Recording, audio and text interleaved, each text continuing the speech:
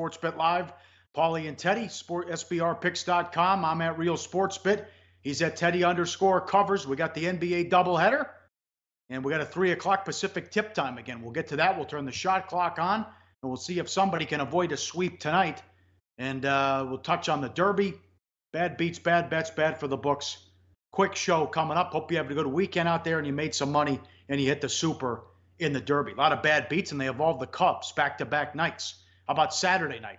Plus the 1.5 or to win the game. They're up 6-4 in the ninth. Cardinals tie it. And then Wong hits a 2-run walk-off in extras. They win 8-6. And how about last night, Sunday Night Baseball? The Cubs led in the 14th. Fowler hits a walk-off. The Cubs bullpen blows it back-to-back days. Yeah, and last night's felt worse for Cubs backers. I was one of them last night. It was just ugly. And to survive that game, 2 rain delays and extinguishing multiple Cardinals chances, not taking advantage of any opportunities, etc. They finally get the home run on the 14th. All right, Cubs are going to win this game. Get 2 outs, nobody on in the bottom of the 14th. Oh, here's the infield single. Oh, here's the walk-off bomb from Fowler.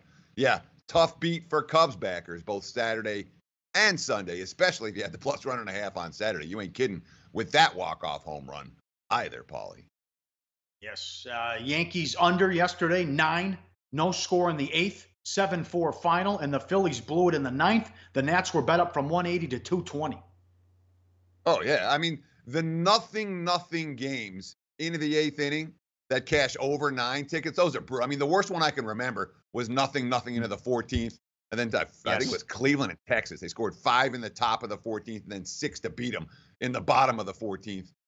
Those do happen. But when you're nothing into the 8th, you're supposed to cash your under 9 tickets. Both bullpens melt, especially with these 2 bullpens, Yankees and Indians, teams that aren't supposed to be blowing leads late. Both teams did.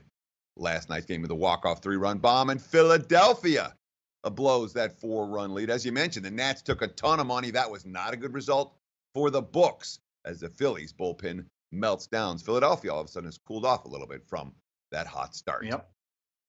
Quick Derby recap. Justify wins 6 years in a row. The favorite is won, which is incredible. The try was chalky, but you got a $19,000 super with a big long shot that came and ran fourth. How about this, though, at Caesars? How about this prop bet? A bad beat and a lucky cash. Magnum Moon against Mendelssohn. They finished 19th and 20th, respectively. Mendelssohn's still running. How about if you bet Mendelssohn in the prop there, in the matchups, you couldn't even, all you had to do was you had to run 18th. You would have cashed the ticket. And if you bet Magnum Moon, how about Magnum Moon? If he runs 19th, but you win the bet. It's certainly a tough beat if you have the losing horse when they finish last and next to last in a matchup prop. But you nailed it with Justify as the 6th consecutive chalk. And I had the opportunity to talk with Scott Shapiro last week, talking Kentucky Derby. He's the guy who knows more about horses. He's forgotten more about horses than I'll ever know. He actually nailed the trifecta, talking 5, 6, 7. But one of the things he said is that the paradigm has shifted. The favorites will continue to be winning the big races because the numbers are better and the metrics are better now than they were 5 and 10 years ago. That's why the favorites are having more success. He doesn't see that trend going anywhere, both in years to come in the Kentucky Derby and in the future Triple Crown races. Justify gonna be chalk, and deservedly so. All right, couple of bad bets. Mets 185 up to 210. They're scuffling now as they get beat, and Man City was minus 1,500. They were celebrating with the trophy after the game against Huddersfield. 0-0 draw. Huddersfield with a huge point in that one. They went 60 minutes without a shot on goal. Draw was 9-1. First time in over a year. City was shut out at home, and bad for the books. The Warriors from 4.5 up to 6. The text from Green to Durant at 4 in the morning helped. They ran out the Pelicans, and the Nats from 180 up to 220. They get there as well. Padres plus 155 down to 125. They shut out the Dodgers in Mexico. Yeah, not a good weekend for the Dodgers down in Mexico. No. We'll talk more about them tomorrow to open the show. But certainly the issues beginning to mount for LA. And the bettors knew it. All the money on the San Diego Padres in that contest. Heavy steam, 30-cent move. Padres cash there. The Nats cash, we talked about that earlier. And Golden State certainly an ugly result for the books from Sunday. Warriors took a bunch of money. There wasn't anybody betting New Orleans yesterday. And obviously the Warriors, with a wire-to-wire job over the Pellies, took a big first quarter lead and never let it get away. Pretty easy if you had Golden State minus the points. And that, certainly, a bad result for bookmakers, both here in Las Vegas and offshore. And the big local story here, Johnny Avello at the Win said it's a $5 to $10 million loss for the books in Nevada. If the Golden Knights win the Stanley Cup, they're halfway there. You've already cashed the division bet, which was anywhere from 100 to 200 to 1. Then now they're 4 wins away from winning the conference. They beat San Jose in 6. What a story here. Third team ever in their first year to win 2 series. They'll take on the winner of Winnipeg or Nashville up next in the conference finals. They will not have home ice in that one.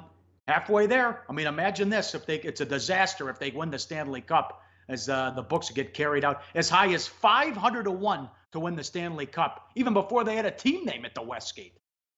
Sure, they were giving out promo ticket. They were giving out Yep.